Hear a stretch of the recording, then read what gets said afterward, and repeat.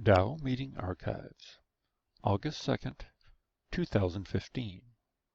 The Tao of Meditation, Contemplative Meditation, by Ed Monaghan.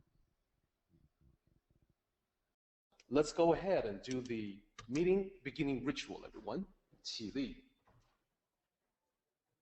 面向佛堂，参加三鞠躬、一鞠躬，再鞠躬，三鞠躬，参加各位点传师一鞠躬，开班一鞠躬，请坐下。Please be seated.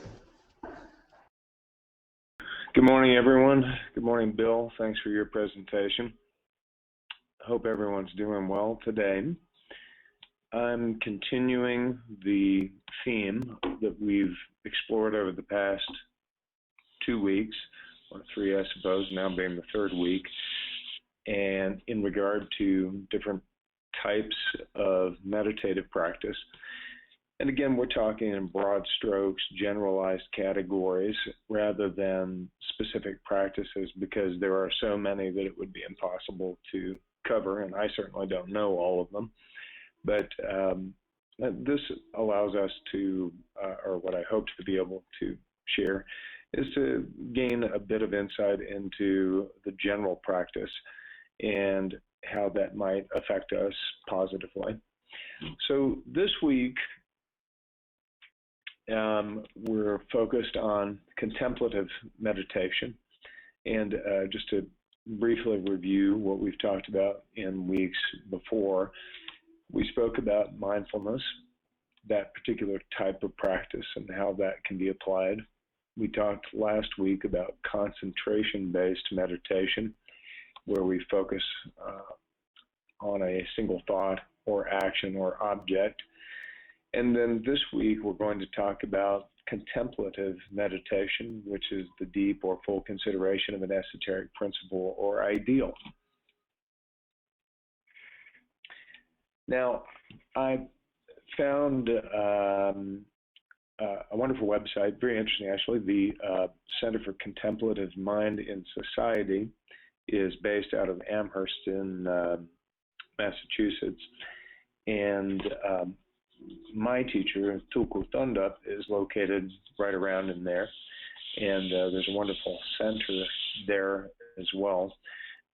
And that happens to be just right exactly in the same area that my mom grew up. And I used to spend summers there when I was a little child. So I hope to be able to go back and visit again and practice some of my own in these. It's a beautiful area if anybody's ever been there. So I'd like to read their description of contemplative practices because I thought it was apropos, and I took one of the images from their website also, which I think is helpful to delineate and to discuss some of the segments of contemplative practice. So to begin, contemplative practices cultivate a critical first-person focus, sometimes with direct experience as the object, while at other times concentrating on complex ideas or situations. Incorporated into daily life, they act as a reminder to connect to what we find most meaningful. Contemplative practices are practical, radical, and transformative, developing capacities for deep concentration and quieting the mind in the midst of the action and distraction that fills everyday life. This state of calm centeredness is an aid to exploration of meaning, purpose, and values. Contemplative practices can help develop greater empathy and communication skills, improve focus and attention, reduce stress, and enhance creativity, supporting a loving and compassionate approach to life. I thought that was a terrific description of contemplative practice. And it's probably a little bit hard to see. I hope you can see it. But this is something that they've developed called the Tree of Contemplative Practices. And you can see at the bottom of this that communion and connection and awareness provide the foundation, the roots of the tree. And then there are large branches. We'll start on the left and work our way around with stillness, which is what we've explored in our last two segments, which incorporates meditation, quieting the mind, centering, and silence.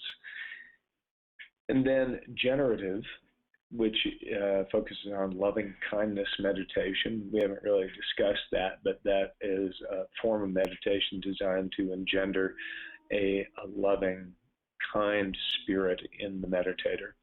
Beholding, visualization, Lectio Divina, which basically is where you contemplate sacred texts.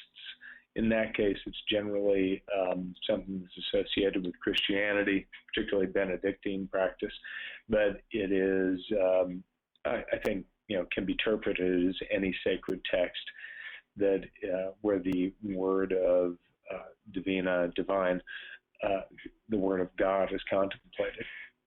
And then creative, music and singing, journaling, improvisation, and contemplative arts.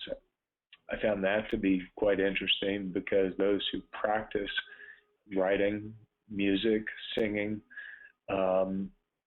will recognize that as a valid contemplative and or meditative practice, which is quite nourishing. Then the activist, pilgrimage to areas where social justice issues are highlighted, work and volunteering, vigils and marches, bearing witness. I found that quite interesting too. Hadn't really considered that as a contemplative practice, but it certainly is because it generates reflection and the formation of our ideals and ethical practice. Relational, where it talks about the council circle, dialogue, deep listening, and storytelling. So if you think about the indigenous cultures from around the world that form the circle and communicate, and then lessons through storytelling, allegory, which we'll discuss when it comes to the Confucian principles, and then also, of course, Chuang-Tzu. Then movement, walking meditation, walking the labyrinth, yoga, dance.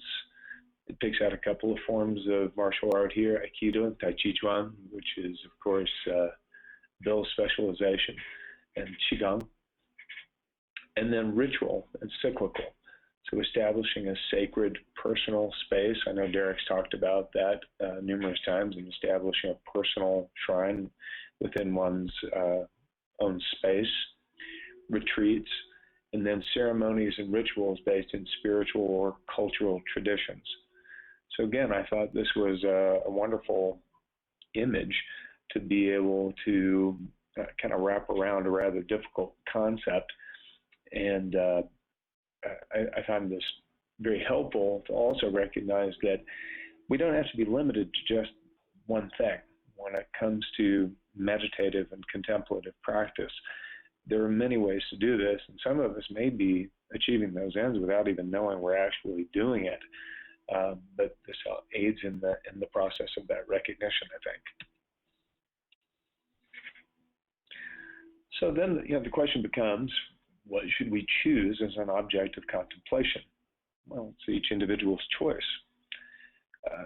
So some examples, and again, these are very, very brief and incomplete lists. They're just first things that came off the top of my head.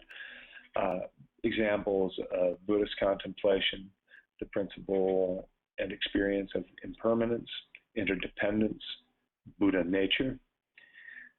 Taoist contemplation, any of the teachings from the Tao Te Ching. I find that as Derek goes through the descriptions, even in a single line, there can be an immense amount of meaning that can be contemplated for extended periods of time. Patterns and principles to be found in nature.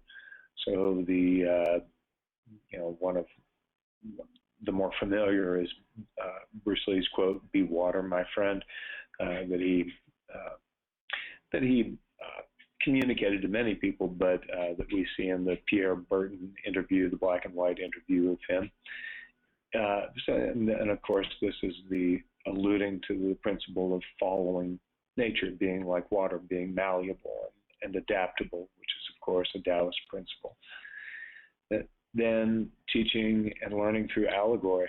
So Chuangzi, any of the storytellers, but certainly in the Taoist, or from the Taoist perspective, Chuangzi is, I find, deeply enriching, especially when well explained. I find that I miss a great deal of the meaning because I lack the knowledge of the historical references, which is why I appreciate Derek's explanations. And then examples of Confucian contemplation. This is just one that actually comes out of Yikun Dao, but to be virtuous and courteous, demeanor, deportment, speech, conduct, example, and appropriate behavior with the opposite sex. These are some of the principles that we teach at our school for the children, and these are certainly sectarian and can be considered completely non-denominational, and I don't think anyone would argue with the validity and value of understanding proper demeanor, deportment, speech, conduct, being an example, and appropriate behavior with the opposite sex. And these are things that are not really spoken about with any high degree of specificity, a lot of times because people are scared to approach these issues outside of the family unit for fear of criticism, I think. Certainly in school settings, we experience this because we all have different perspectives and different values that we're brought up with, yet at the same time, I think we can agree on certain basic principles that form the structure of a kind and just society. And that's the basic principle under which Confucius formed his ideals and principles. And then contemplative practices from other traditions, Christianity, the words and the teachings of Jesus.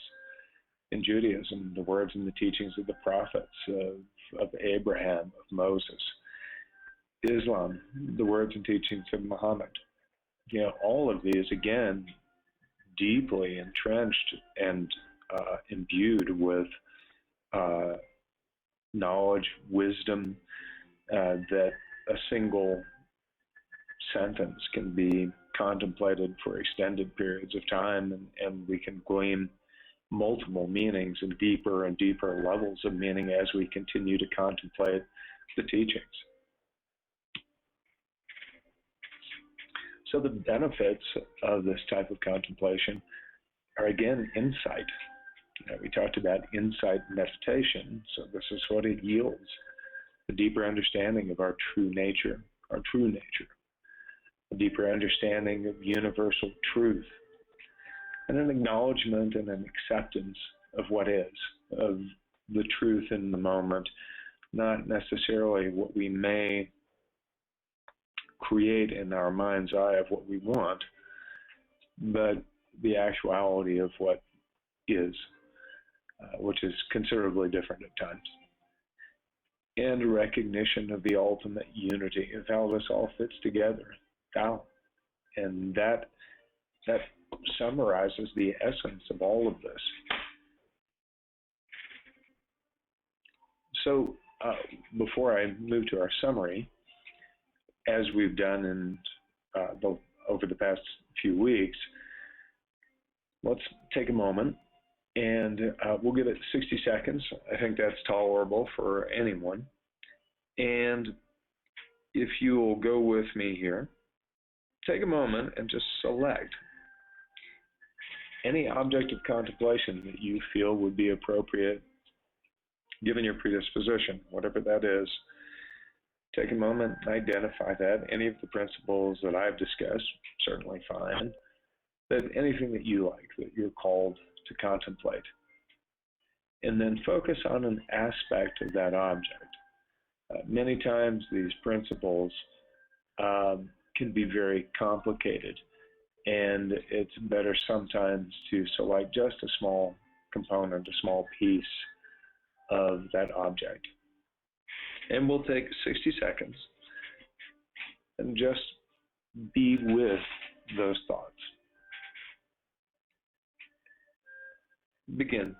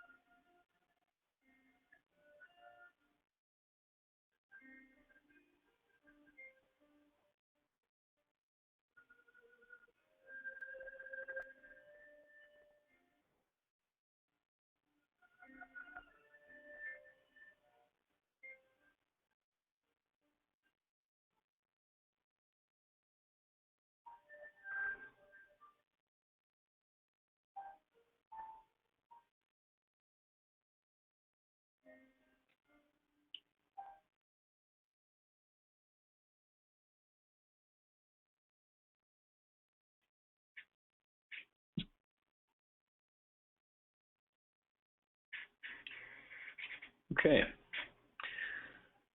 So again, that scratches the surface.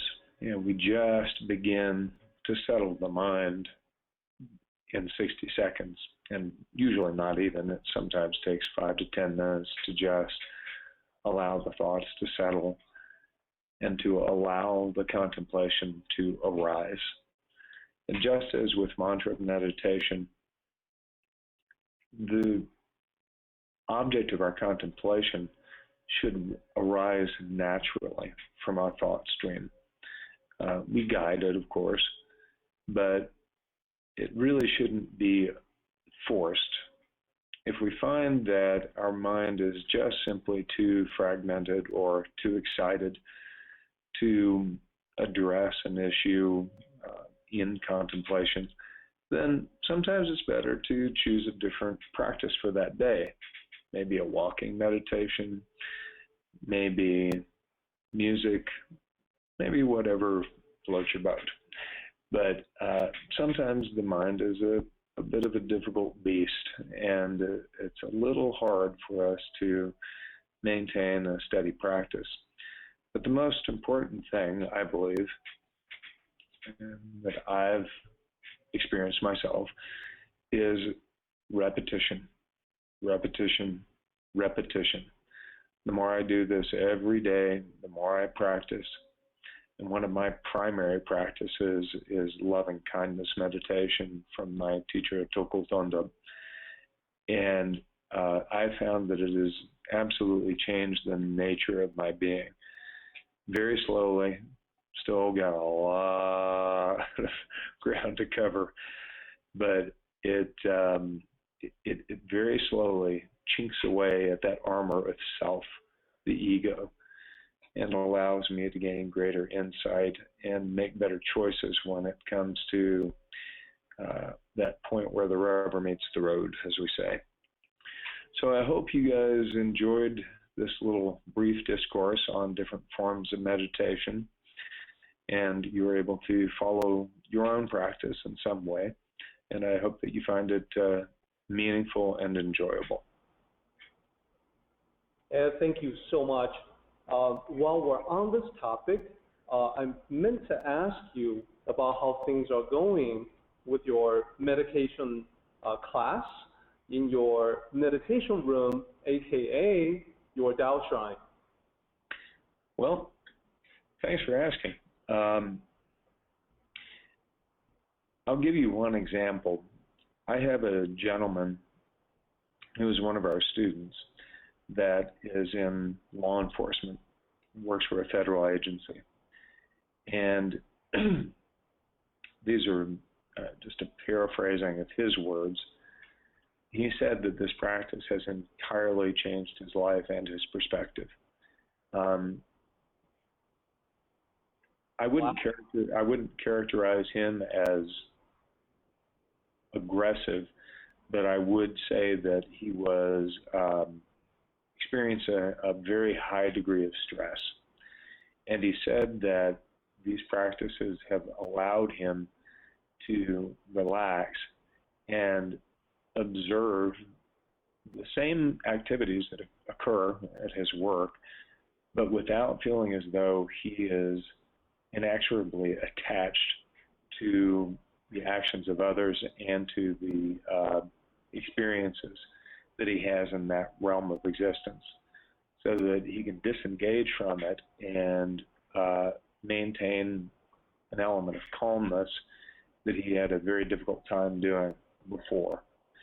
So I find that there are a number of examples like that. I find that this is something that we're able to share with the children and by osmosis share with the parents. I find that maintaining a regular practice and having a flourishing group of practitioners tends to be a little difficult. People have a hard time establishing a regular practice and committing to it. But those who do derive a substantial amount of benefits from it. That's actually the theme for my presentation on chapter 41 of the Tao Te Ching today, that those who are spiritually accomplished, they are practicing the Tao diligently. That is to say, consistently, constantly. I'm curious about your own personal practice. Having been to your shrine, I know that it's you've definitely created a place that has a very special energy. I know previously when you meditated in Joey and Rosalind's shrine, you felt the benefits of that positive energy. How do you feel, nowadays as you are practicing your own, following your own meditative practice in your Tao shrine? Well, it's first very special. Everyone who walks in the room feels that. And I find it very interesting, actually, that many people who feel it, some people who recognize the sensation, the feeling, kind of run away from it, because I believe the aversion comes from exactly what you're describing right there, that it's going to require a consistent practice, and they sort of bounce off of it, if you will. My personal practice is doing the ritual, where I have to say I wish that I were more consistent than I am, because I get waylaid by work and get pulled here and there and everywhere, and sometimes miss it. But for the most part, I perform the ritual. I have meditation twice a day that I lead. So because I've created that class and other people are depending on me, I have to show up and do it.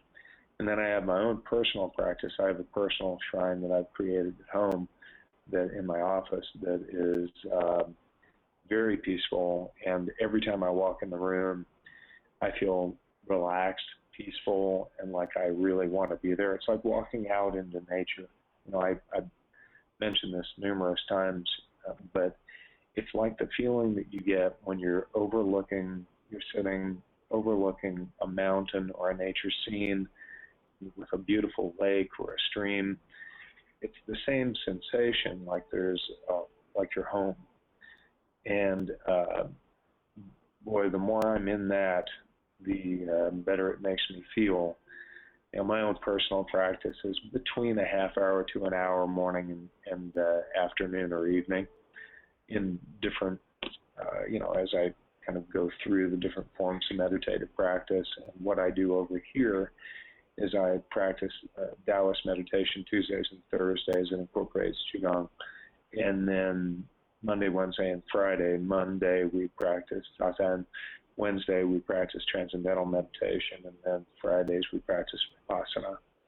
So I kind of mix it around so that people learn those particular practices and can move forward in each of those, but they also have a variety that they can choose from in their own personal practice. And just one thing to quickly point out, and that is the powerful energy of that room is there, despite there not being any religious symbology, i.e. no statues of the Buddha, no religious symbols, and I personally feel that it's because the Tao is something that is not dependent on religious trappings. I completely agree with you, and we discussed this at length.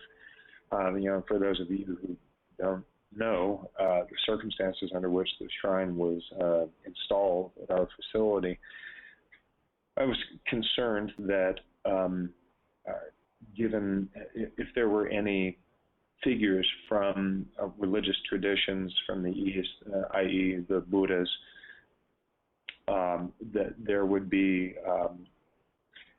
a great deal of concern from those practicing, because many of our students are Christian here and would feel as though it were sacrilegious to have the focus of their attention be anything other than Christ.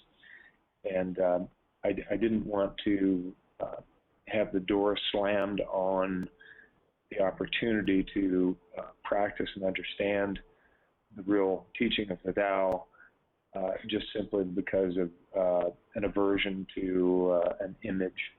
I'll give you a great example. We have a pastor from a local church who joined a couple of weeks ago, and he's been practicing the meditations.